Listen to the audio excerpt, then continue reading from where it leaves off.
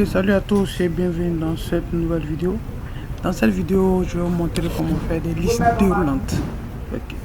Donc, comment ça se passe? Ok, donc là, on a un exemple de liste. Voilà.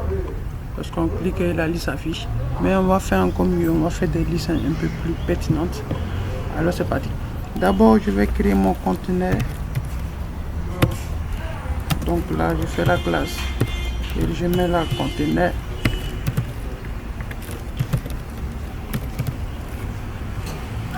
À l'intérieur de notre conteneur, nous allons ajouter maintenant une nouvelle classe auquel on donne simplement la classe dropdown.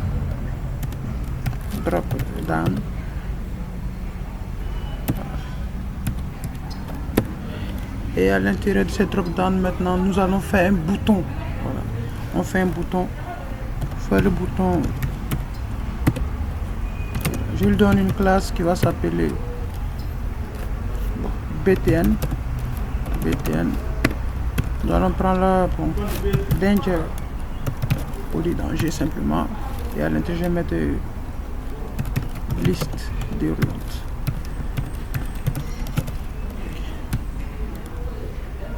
Et toujours dans ce bouton là, je vais donner, je continue, je donne la classe dropdown to Google. Dropdown to Google.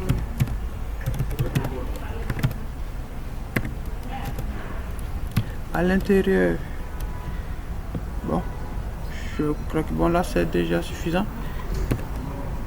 Et toujours dans mon dropdown, je vais faire maintenant le menu de mon dropdown. Là je vais faire une liste non ordonnée. Voilà. Je vais faire une classe qui va s'appeler dropdown menu.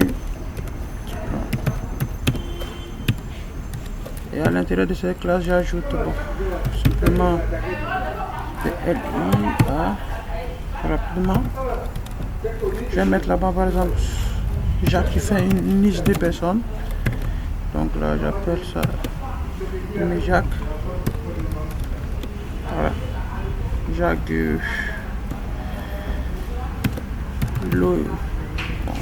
Loïs Oumar et là Arnaud.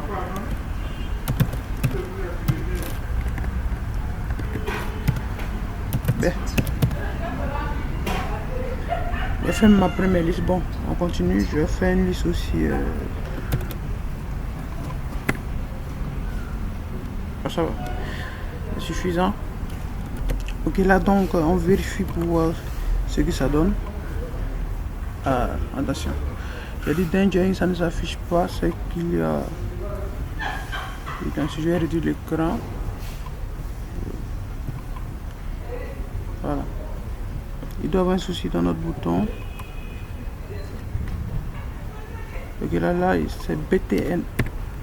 BTN. Je regarde. Bien. Maintenant, vous voyez là, la liste ne se déroule pas. Mais pourquoi? Parce qu'il manque des éléments très importants. Il y a ce qu'on appelle le data trigger, celui qui dit au navigateur ce que le navigateur doit faire. Donc data to Google, qui va prendre la valeur de ce que le navigateur doit faire. Il doit faire une liste déroulante qui est drop-down. Et là, j'actualise. Ouais, elle se déroule. Et là, vous avez déjà vos listes déroulantes en moins de 2 minutes. On peut encore faire mieux, on va l'améliorer. Si vous en que là, je fais. Je vais continuer. Je mets encore là. Et là, je mets maintenant les animaux. Je mets le chat, la souris, le chien. Et ici, bon, je mets l'oiseau. Un oiseau. Supposons que ça y est là. Supposons que j'ai ça. Là, on va voir nos listes de très très grandes. Et là, on a les hommes qui s'appellent Jacques, Loïs, Oumar, Arnaud. Et là, des noms des animaux qui s'appellent chat, souris, oiseau et un chien. On veut séparer notre liste C'est très simple avec Bootstrap. Là, je vais venir à partir de juste après anneau. Je vais faire un LI. Et là, je vais donner là une classe très intéressante qui s'appelle Divider. Lorsque je vais actualiser, et là, vous voyez, Divider nous permet de scinder notre liste sans se fatiguer. Vous voyez un petit trait là. On peut également aussi ici, actuellement, la liste c'est vrai qu'elle est déroulante, mais il manque quelque chose, soit une icône là. On peut mettre quelque chose. Là, je vais venir juste ici. Et je vais faire un span à l'intérieur. Je lui donne une classe qui va s'appeler caret. Voilà. Et là, on actualise. Voilà. Donc caret s'est affiché. Là, quand on voit tout son cercle, il y a quelque chose qui va s'afficher en bas, même si on n'a pas lu. Et le caret. Bien.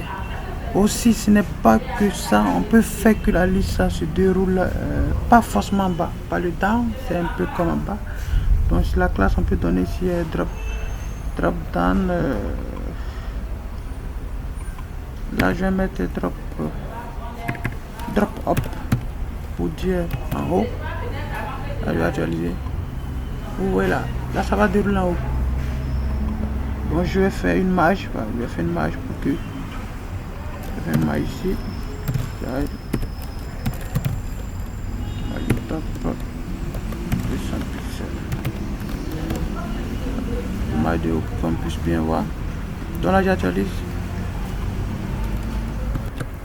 Ok là, donc quand je clique, bon, là ça veut dire que l'espace d'en haut n'est pas assez grand, donc on va augmenter ici, on va mettre carrément 700 pixels et là j'actualise. Le carrément bas et je vais cliquer, voilà, on lit ça vient maintenant haut. C'est pareil aussi, on peut pouvoir faire ici drop right ou bien drop left. Donc drop right par exemple pour que la liste se déroule à droite. Attention ici.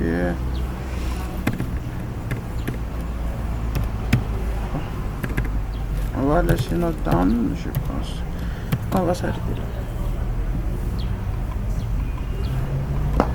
On va actualiser ma marge, je vais mettre à 100. Voilà. Donc c'est un peu la liste déroulante, c'est un peu ça. On peut aussi également donner des titres à nos listes. Là, vous pouvez faire une classe au lieu de divider, vous pouvez donner.